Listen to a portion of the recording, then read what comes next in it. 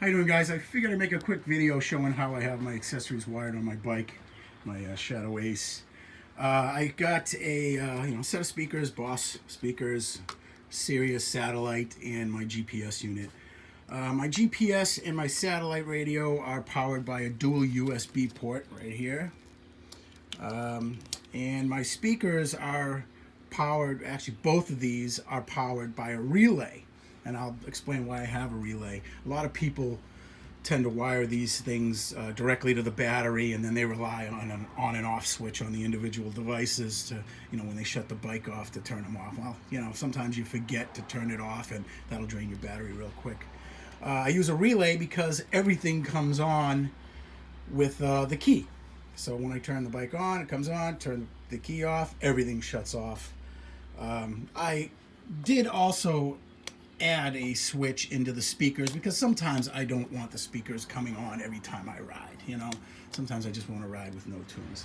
But anyway, I have this all powered by a relay, a separate circuit that I created to power this, and that's the right way to do it. You should use a relay and not go directly to the battery. So here's my relay, and I just have zip tied on here, and I tapped my directional circuit to power the relay.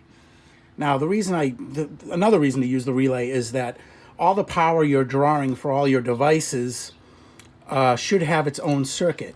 Some people would take those two devices and tap it directly to a circuit that comes on with the key. Like in this case, I use the directional. Some people wire to the ignition, which is a bad idea, because if if something goes bad in this circuit, it'll blow your ignition, and then you're stranded wherever the hell you are.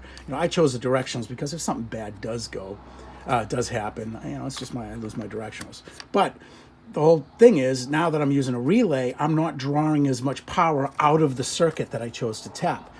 I'm tapping this circuit just to switch on and off the relay, and that uses just milliamps, 100 milliamps just to, when I turn the key, it just 100 milliamps to switch on the relay, which turns on the other circuit to power the devices. But yeah, so this is my wiring. It's a little messy, but I'll attach a picture of the diagram I have here. And if you guys have any questions, I can provide more detail, so don't hesitate to ask. But this is how I have it wired. Take care, guys.